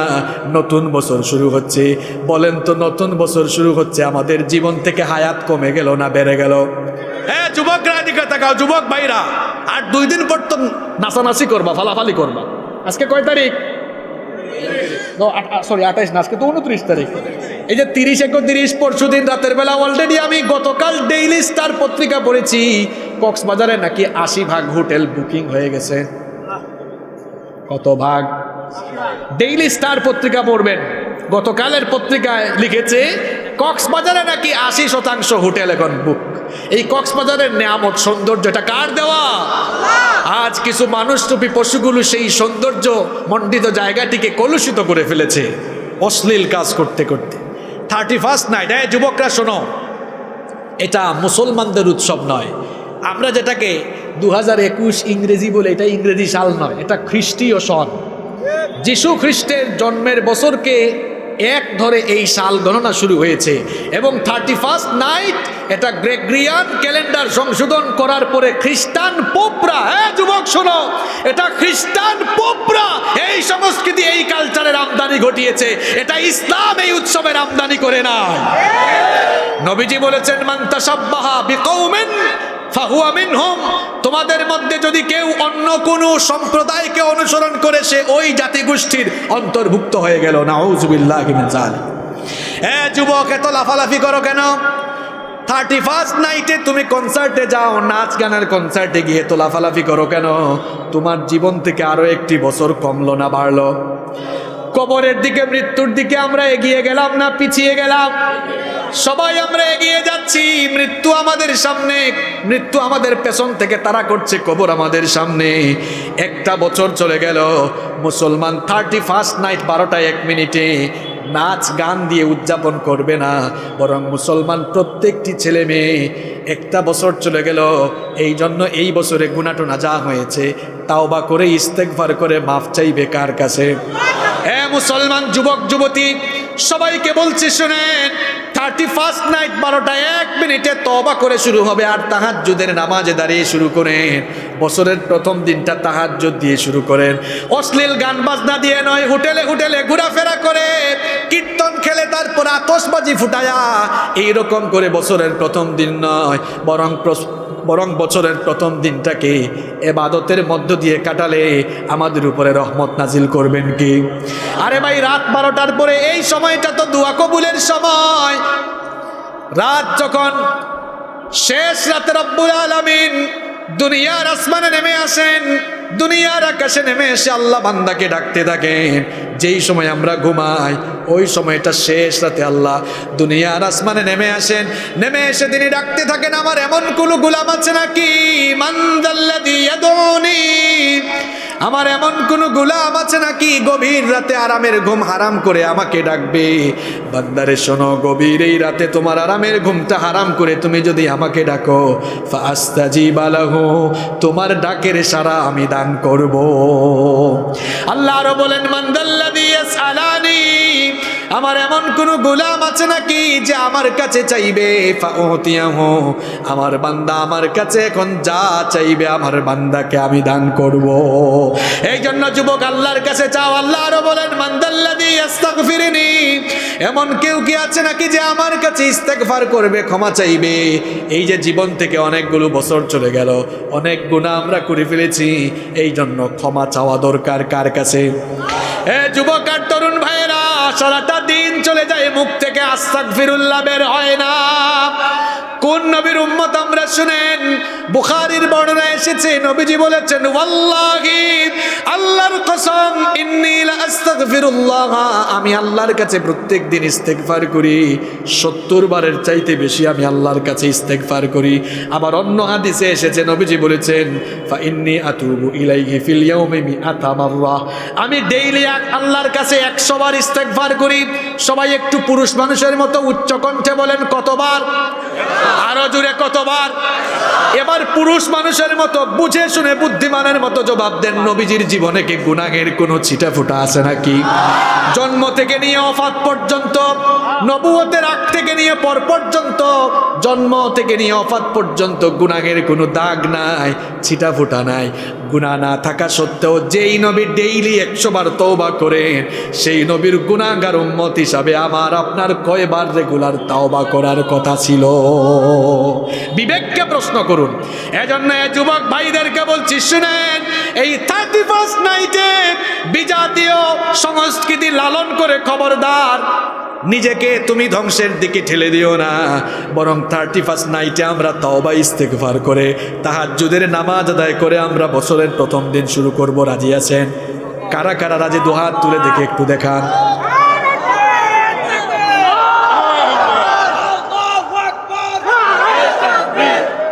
হাত নামান। বলছি কয়টা? এই পেস লাগছে কেন? 7টা বলছে, আমার মনে আছে। পাবলিক না খায়া দেখছেন মাথা ঠিক নাই। হুজুরের মাথা ঠিক আছে নি? আমি আজকে নাস্তা করে ফেলেছি সকাল 7টা, আলহামদুলিল্লাহ। আচ্ছা, আমরা তো রমজান মাসেও 17 ঘন্টা না খাইয়া থাকতে পারি, তো আজকে থাকলে কি আর হয়েছে? এইভাবে যে একেবারে মেমোরাইজিং ক্যাপাসিটি চলে গেল, আমার তো বুঝে আসতো না। কয়টা বলছি? 7টা। কয়টা বলছি? নাম্বার 8, নামাজ আমাদেরকে আল্লাহর দাসত্ব আর বন্দেগীর শিক্ষা দেয়। এই যে আজান হয়ে গেলে আমরা নামাজে আসি কাকে ভয় করে?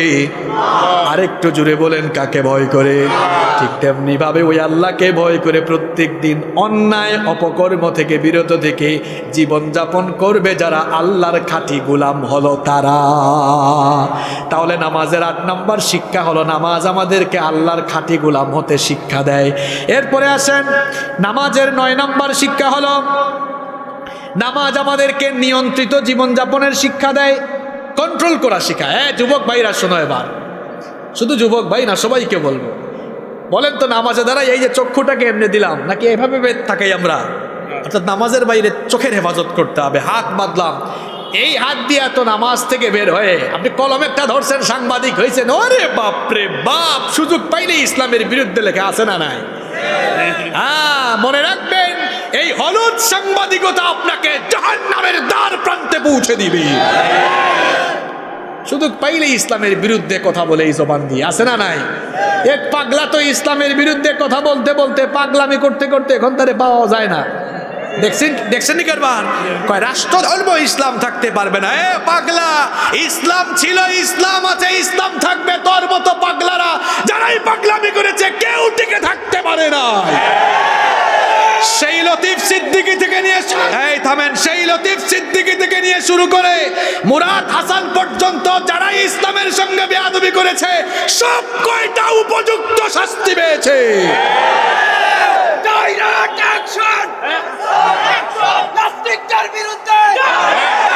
যুবক ভাই দাঁড়ান, আপনি আর অ্যাকশন নেওয়া লাগবে না, অ্যাকশন অলরেডি নিয়ে ফেলছেন কে? আল্লাহ। আল্লাহ বলেন রাখ। তার একটা বক্তব্য আমি ফেসবুকে শুনলাম, আপনারাও শুনছেন। সে নারী সমাবেশে বক্তব্য দিচ্ছে, নারীদের উপর মানুষ কেমনে এত নির্যাতন করে। আরে বাপরে বাপরে বাপরে বাপরে বাপ, তার মুখ দিয়ে তো নারী অধিকারের কথা মানায় না, কারণ তার ফোন রেকর্ড ফাঁস হওয়ার মধ্য দিয়ে প্রমাণিত হয়েছে এই লোকটা একটা দুষ্ট প্রকৃতির আর বদমাশ টাইপের লোক। কত পাগলাই পাগলামি করলো। আরে বাপরে বাবা, আমাদের অবস্থা, আমরা চেয়ারে উঠলে, ওই যে আমি বলি যে যখন চেয়ারে সে তখন গিয়ারে, আমি নিজেও গিয়ারে, কারণ আমি চেয়ারে। তবে আমার এই গিয়ারটা কিন্তু ইসলামের পক্ষে আছে, ইসলামের বিপক্ষে। মনে রাখবেন, আপনি চেয়ার একটা পাইয়া গিয়ার উঠাইয়া যদি ইসলামের বিরুদ্ধে যান, ভালো করে মনে রাখবেন চেয়ারে বসাইছেন যিনি, জুতার বাড়ি খাওয়াইয়া চেয়ার থেকে নামাইতে পারেন তিনি। আরে বাপরে বাপ, আরেক পাগলা নতুন করে আমদানি হয়েছে। আমি 4-5 দিন ধরে দেখতেছি আরেক পাগলা মাহফিলের বিরুদ্ধে উল্টা পাল্টা বক্তব্য রাখতেছে। এখনো ঠিক হও, ঠিক না হইলে এই পাগলাকে যেমন খুঁজে পাওয়া যায় না, তোমার মতো পাগলারেও খুঁজে পাওয়া যাবে না। এই জমিন চিনতে হবে, এটা ওলিয়া উলিয়ার দেশ, আলেম উলামার দেশ। 90% মুসলমানের দেশে ইসলাম ছিল, ইসলাম আছে, ইসলাম থাকবে। ইসলাম বিরোধীরা টিকে থাকতে পারবে না। সম্মানিত ভাইয়েরা, এজন্য নিয়ন্ত্রিত কথা বলুন, যা মন চায় তা বলেন। এই লোকটা কথা বলতে বলে এ পাগল ছিলই মনে হয়। একদিন কয় আলেম ওলামাদের চুলদারি নাকি কামাই ফেলবে। তো আমি এটা শুনে বললাম, এটা তো ব্যক্তিত্ববান মানুষের কাজ হতে পারে না। তার বংশের মধ্যে কেউ নাপিত টাপিত ছিল কিনা খুঁজে দেখা দরকার। নাপিতের বংশধর না হইলে তো এমন কথা কেউ বলতে পারে না। নামাজ থেকে নিয়ন্ত্রিত জীবনযাপনের শিক্ষা নেন, জবানের নিয়ন্ত্রণ করেন, চোখের নিয়ন্ত্রণ করেন, হাত দিয়া পাও দিয়া মানুষের হক নষ্ট করেন না। একটু ক্ষমতা পাইছেন বলে মানুষের জায়গা জমি দখল করেন কেন আপনি? আল্লাহর নবী বলেছেন যে অন্যায় ভাবে অর্ধ হাত জমি কেন দখল করবে, কিয়ামতের দিন আল্লাহ তার গলায় 7 তবক জমিন ঝুলাই দিবেন। ওয়াল ইয়াদু বিল্লাহ। মানুষের উপর জুলুম কইরেন না, মনে রাখিয়েন হক হলো 2 প্রকার, হাক্কুল্লাহ, হাক্কুল হকুল ইবাদ, আল্লাহর হক নষ্ট করলে এটা আল্লাহ মাফ করে দিতে পারেন। বান্দার হক নষ্ট করে কাবা শরীফের ইমামের কাছে গিয়া তাওবা করেও মনে রাখবেন এই তাওবায় কোনো লাভ হবে। একটা হাদিস আমার মনে পড়লো, বলবো কষ্ট হচ্ছে আপনাদের? নবীজি একদিন সাহাবীদেরকে বললেন, আতাদরুনা মাল মুফলিস, সাহাবীরা তোমরা কি জানো না কি সবচাইতে অসহায় কে? সবচাইতে অসহায় মানুষকে তোমরা কি জানো না কি? এই প্রশ্ন আমি আপনাদেরকে যদি করি, যদি বলি ভাইরা বলেন তো সবচাইতে অসহায় কে, আপনারা বলবেন হুজুর যার টাকা পয়সা নাই, অর্থবিত্ত নাই, সে অসহায়। সাহাবীরাও এই কথা বললেন, ইন্নাল মুফলিসা ফিনা মাল্লা দিরহাম লাহু ওয়ালা মাতা। সাহাবীরা বললেন নবী গো, যার কাছে অর্থবিত্ত নাই, সম্পদ নাই, সে হলো অসহায়। নবী বললেন না, উত্তর ভুল দিয়েছো, শোনো সবচাইতে অসহায় কারা শোনো। আমার বাবারা, ভাইরা, কান লাগার, মানুষের উপর যে জুলুম করেন, মানুষের জায়গা জমি যে দখল করেছেন, আপনি যে মানুষকে গালিগালাজ করেছেন, অন্যায়ভাবে হামলা মামলা দেয়া মানুষগুলিরে আপনি ঘর বাড়ি ছাড়া করেছেন, হক নষ্ট করেছেন। এবার শুনেন, নবীজি বলছেন আমার উম্মতের সবচেয়ে অসহায় হলো কিয়ামতের দিন।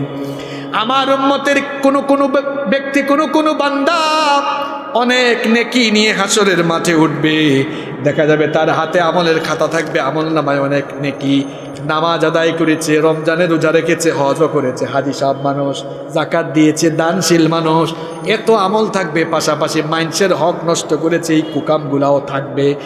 এরপরে আল্লাহ তাআলা ওই লোকটা যে মানুষগুলোর উপর জুলুম করেছে, এই মজলুম লোকদেরকে ডাকবেন, ডেকে বলবেন এই লোকটা তো তোমাদের হক নষ্ট করেছে, এই জালেমের কাছে তোমরা এখন কি চাও? কিয়ামতের দিন টাকা পয়সা দিয়ে কি কোনো লেনদেন চলবে নাকি বলেন? লেনদেন হবে সেদিন নেক আমল দিয়ে। জুরে কোন কি দিয়ে? আল্লাহ বলবেন কি ব্যাপার, এর কাছে কি চাও? এত তোমাদের হক নষ্ট করছে, জায়গা জমি শেষ করে দিয়েছে, অন্যায়ভাবে মামলা দিয়া জেল খাটাইছে, তোমার বউ বাচ্চা থেকে দূরে রেখেছে, তোমার জায়গা জমি দখল করেছে, ঘর বাড়ি ছাড়া করেছে, চাঁদাবাজি টেন্ডারবাজি করেছে, তোমার হক নষ্ট করেছে, কি চাও? মজলুম মানুষগুলো বলবে আল্লাহ গো, আজকে তো নেকির বড় শট আমার আছে, আপনি এক কাজ করেন, এই লোকটা আমার উপর যে জুলুম করছে, জুলুমের কারণে তার আমলের খাতা থেকে কিছু নেক আমারে দেন। এবার আল্লাহ ওই জালেম লোকটার আমলের খাতা থেকে নেক দিতে থাকবেন, দিতে দিতে দিতে দিতে সব শেষ হয়ে যাবে, দেখা যাবে আরো শর্ট থাকবে। নবীজি বলছেন এত আমল করেও মানুষের উপর জুলুম করার কারণে সব আমল শেষ হবে যাদের, সব আমল ক্ষয় হবে যাদের, তারাই হলো আমার উম্মতের সবচেয়ে অসহায়। বুঝলে বুঝভাতা, না বুঝলে তেজভাতা। এত করে বুঝাইলাম আপনারে, আপনি আর মানুষের উপর জুলুম করেন না, নইলে আপনার এই দানশীলতা, এই নামাজ রোজা, আরে বাপরে বাপ, হাজি সাহেব হজ তো শেষ, হজ বাড়তে থাকবেন কিয়ামতের দিন, বন্টন করতে থাকবে আর কি, মানে হজ করে যে নাকি কামাইছে এটা মানুষের দিবে, নাও নাও নাও, তার কাছে কিছু। তাহলে নিয়ন্ত্রিত জীবনযাপন করতে হবে। এটা নামাজের কয় নাম্বার শিক্ষা বললাম? 9। 10 নাম্বার শিক্ষা শুনেন, এই 10 নাম্বারটা তো শেষে নিয়ে আসছি, খুব গুরুত্বপূর্ণ কথা বলবো। নামাজের 10 নম্বর শিক্ষা হলো, নামাজ আমাদেরকে কুরআনিক লাইফ, কুরআনময় জীবন গঠনের শিক্ষা দেয়। বলেন তো নামাজের মধ্যে কুরআন বাদ দিয়া বুখারী শরীফ থেকে তিলাওয়াত করলে কি নামাজ হবে নাকি? এক বুজুর্গ আলেম আল্লাহু আকবার বলে, বুখারীর হাফেজ তিনি, আল্লাহু আকবার বলে নামাজ শুরু করে তারপর পড়তেছে, আন আবি হুরায়রা রাদিয়াল্লাহু আনহু قال قال رسول الله সাল্লাল্লাহু আলাইহি ওয়াসাল্লাম। এই সুন্দরপুর এলাকার মানুষরা বলবে হুজুর তা এত অসুন্দর কেন, বুখারী থেকে পড়ে কেন, হুজুর কি সূরা ফাতিহা পারে না? বলবে কি বলবে না? কি বুঝলেন আপনারা? নামাজে একটা বই থেকেই তেলাওয়াত করতে হয়, বইটার নাম, হ্যাঁ মুসলমান, এবার এখান থেকে শিক্ষা নিয়ে যান। নামাজে যেমন কোরআন ছাড়া অন্য বই থেকে পড়া যায় না, ঠিক তেমনি নামাজের বাহিরে একজন মুসলমান হোক ব্যক্তি জীবন, পারিবারিক জীবন, সমাজ জীবন, কোরআনের বাহিরে সে তার পথ চলা চলতে পারে না। এজন্য আমরা বলি কোরআন ছাড়া অন্য কিছু মানি না, মানবো না, কোরআন ছাড়া অন্য কিছু মানি না। তা আপনি তো দেখি মানেন না, কোরআনটা তো মানেন না, কোরআনকে আপনি মসজিদের ভিতরে রাখছেন। এখন কোরআনটা মসজিদের ভিতরে থেকেও কোরআনের হক কথা হুজুর মসজিদের মেম্বরে বলতে পারে? এক হুজুর আসছে, ঘটনা একটা মনে পড়ছে, বলবো। হুজুর আসছে নতুন চাকরি হয়েছে, জুমার দিন খুব সুন্দর আলোচনা নোট করেছে, মনে মনে চিন্তা করছে আজকে সুদের বিরুদ্ধে ওয়াজ করব। সুদের বিরুদ্ধে ওয়াজ শুরু করছে, সভাপতি কিছুক্ষণ পর কাশি দেয়। ইমাম সাহেব বুঝছে ওয়াজ কমন পড়ে গেছে, এই ওয়াজ করা যাবে না। এবার এই সুদের ওয়াজ বাদ দিয়া ঘুষের ওয়াজ শুরু করেছে। এবার সেক্রেটারি কাশি দেয়, কয় বুঝছে এই ওয়াজও কমন পড়ছে, এখন কয় না চাঁদাবাজির বিরুদ্ধে ওয়াজ করি। কেশিয়ার এবার কয়। ইমাম সাহেব এবার ওয়াজই বন্ধ করে দিছে। যে ইমাম সাহেব এভাবে জালেমের বয়ে হক কথা বলে না, তারে বলবো ভাই মসজিদের মিম্বর ছেড়ে দিয়ে মাটি কেটে ভাত খান, সেটা সম্মানের হবে। আর বসছেন যেহেতু হক কথা আপনাকে বলতে। কি ব্যাপার, আপনি দেখি কোরআনটা মসজিদে রাখলেন, আপনার জীবনে তো কোরআন নাই। আপনার জীবনে তো কোরআন নাই। নবী রাসূলদের জীবনী তো এমন ছিল না। আমার নবী মসজিদে যেমন কোরআন দিয়ে নামাজে ইমামতি করেছেন, এই একই কোরআন দিয়ে তিনি মদিনার রাষ্ট্র পরিচালনা করেছেন। এখন অনেকে কই ইসলাম আর রাজনীতি একসাথে আনিয়েন না। তারাই আবার রাজনীতির জন্য ইসলামরে ব্যবহার করে। এখন মাহফিলে ইসলামের ব্যবহার, অপব্যবহার এদের দ্বারা শুরু হয়েছে। এতগুলা মানুষ, এরা টাকা দিয়েও আনতে পারে না, বিরিয়ানি খাওয়াইয়াও আনতে পারে না। এখন হুজুররা আসে, হুজুরদের আকর্ষণে মানুষ আসে না, মানুষ আসে আল্লাহর কোরআনের আকর্ষণে। দেখেন না খাইয়া মানুষগুলা চলে আসছে কার কোরআনের জন্য? আরো জোরে, কার কোরআনের জন্য? আপনি আনতে পারবেন এতগুলা মানুষ কোরআনের মাহফিল ছাড়া? এই বাটপারগুলো করছে কি এখন জানেন? এখন মাহফিলগুলোতে হুজুরদের আগে বক্তব্য শুরু হয়েছে, আছে না নাই? ওরে বাপরে বাপ, আরো বহু জায়গায় হুজুরের বক্তব্য থামায়, কই অমুক সাহেব আসছেন, অমুককে বক্তব্য দেন। আছে পাবলিক বুঝতেছেন না, এরা আল্লাহর কোরআনের মাহফিলকে নিজেদের রাজনৈতিক ফায়দা হাসিলের জন্য ব্যবহার করছে। কোরআনের মাহফিলে আলেমরা কথা বলবে। আমি এই নিয়ে 2-3 দিন আগে কুষ্টিয়ায় বক্তব্য রাখলাম। এখন অনেক পাবলিকরা, যুবকরা তোমরা কমেন্ট করেছো যে হুজুর আপনি যে আসলেন পয়সা নিয়ে চলে গেলেন, এই পয়সা নেতারা দিয়েছে। মনে রাখিও, ইসলাম কোন নেতার কাছে দায়বদ্ধ নয়, কোন ব্যক্তির কাছে দায়বদ্ধ নয়। আল্লাহর দ্বীন ইসলামের কথা চলছে, চলবে, কেউ থামায় দিতে পারবে না। এদের টাকা না হলেও ইসলাম চলে। ইসলাম কি আগ থেকে চলে আসতেছে না? হ্যাঁ, এই মাহফিলের যারা আয়োজন করেছে, এটা আমার চেয়ে তারা বলতে পারে, এদের কাছে যাইতে যাইতে জুতার তলা ক্ষয় হয়, পয়সা দেয় না। এই মাহফিলগুলো আমার যুবক ভাইদের, আমার রিক্সাওয়ালা ভাইদের, পরিশ্রমী ভাইদের কষ্টার্জিত পয়সা দিয়ে মাহফিলগুলোর আয়োজন হয়। কোত্থেকে পয়সা আসে আমরা জানি। আর মানুষগুলো পয়সা দিয়ে কোরআনের বাগান সাজায়, এইসব ফালতু লোকদের বক্তব্য শোনার জন্য নয়, আল্লাহর কোরআনের কথা শোনার জন্য। সুজা সাপটা কথা বললে অনেকে রাগ করলে করেন। ওই যে বললাম না, বুঝলে বুঝবাতা, না বুঝলে আপনাকে সহজ করে বুঝে, আপনি বুঝেন না কেন? তাহলে নামাজের 10 নম্বর শিক্ষা পেলাম, নামাজে যেমন কোরআন, নামাজের বাহিরেও কোরআন। এই যে 10টা শিক্ষা বললাম, বলেন তো এই 10টা শিক্ষা যদি, আরও আছে, বহু আছে, এই 10টা শিক্ষা যদি অন্তত আমরা আমাদের বাস্তব জীবনে মেনে চলতে পারি, বলেন ব্যক্তি, পরিবার, সমাজ, জীবন সুন্দর হবে নাকি অসুন্দর হবে? আল্লাহ যেন আমাদেরকে বুঝার তৌফিক দান করেন। আমার বাবারা উঠিয়েন না, কেউ উঠিয়েন না, আমি আপনাদের উপর অনেক খুশি। বসেন, মোনাজাতটা করে যান। এই যে আমার চাচা বসে গেছেন, অনেক খুশি হয়েছি আমি। মাহফিল কমিটির কোনো বক্তব্য থাকলে, শুনবো, না থাকলে মোনাজাত দিয়ে দিই। আমার উপর রাগ করছেন আপনারা? দিল পরিষ্কার করে বলেন, রাগ করেছেন আপনারা? কেউ যদি তলে তলে শোনেন, আমি তো সাফ কথা বলে ফেলি, আমি একটু ঠুটকাটা মানুষ। কেউ যদি তলে তলে বলেন না হুজুর ইচ্ছা করেই দেরি করছে, আমি বিচারের ভার আল্লাহর উপর ছেড়ে দিলাম। আমার ভাইরা যারা রিসিভ করেছে তারা দেখেছে আমি কতটা রিস্ক নিয়ে আজকে গাড়ি চালিয়ে এসেছি। কমিটির দোষ ছিল না, অনাকাঙ্ক্ষিতভাবে আজ আমরাই লেট করে ফেলেছি। আল্লাহর কাছেও ক্ষমা চাচ্ছি, আপনাদের কাছেও ক্ষমা চাচ্ছি। আশা করছি আপনারা দিল থেকেই সেটা মাফ করে দেবেন ইনশাআল্লাহ। আল্লাহুম্মা আমিন। ربنا ظلمنا أنفسنا وإن لم تغفر لنا وترحمنا لنكونن من الخاسرين ربنا اصرف عنا عذاب جهنم إن عذابها كان غراما رب العالمين মাগরিবের নামাজের ঠিক আগ মুহূর্তে আমরা তোমার গুনাহগার বান্দা বান্দিরা তোমার কাছে ভিক্ষার হাত তুলেছি গো আল্লাহ।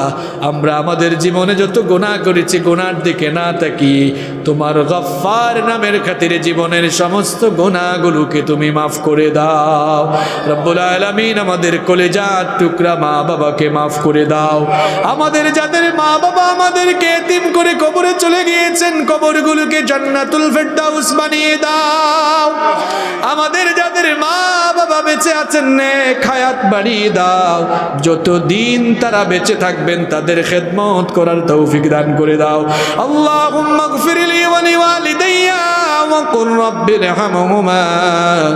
আমার ভাইরা জবানটা ছেড়ে দিয়ে পড়েন রব্বিরহামহুমা কামা রব্বায়ানি সগীরা। রব্বিরহামহুমা কামা রব্বায়ানি সগীরা। মাবুদ গো এলাকায় যত কবরস্থান রয়েছে কবরস্থানের সকল মুর্দেগানদের কবরের আযাব মাফ করে দাও। আজকের এই মাহফিলটিকে তুমি কবুল করে নাও। আজকের এই মাহফিল বাস্তবায়নের জন্য আমার কলিজার টুকরা যুবক ভাইগুলো অক্লান্ত পরিশ্রম করেছে দিনের পর দিন, খেয়ে না খেয়ে ঘুমিয়ে না ঘুমিয়ে কত কষ্ট করে আজ তারা কোরআনের বাগান সাজিয়েছে। রব্বুল আলামিন আমার কলিজার টুকরা যুবক ভাইদের গুনাহগুলো মাফ করে দাও। এই মাহফিলে আমরা যারা এসেছি আর মাহফিল বাস্তবায়নে যারা টাকা পয়সা দিয়ে সহযোগিতা করেছেন, কাল কিয়ামতের কঠিন দিনে এই মাহফিলকে আমাদের সকলের জন্য নাজাতের ওয়াসিলা বানিয়ে দিও। বিফদলি সুবহান রাব্বিকা রব্বিল ইজ্জাতি আম্মা ইয়াসিফুন ওয়া সালামুন আলাল মুরসালিন ওয়ালহামদুলিল্লাহি রাব্বিল আলামিন। ওয়া জাআল আখির কালামিনা ইনদাল মাউত লা ইলাহা ইল্লাল্লাহু মুহাম্মাদুর রাসূলুল্লাহ।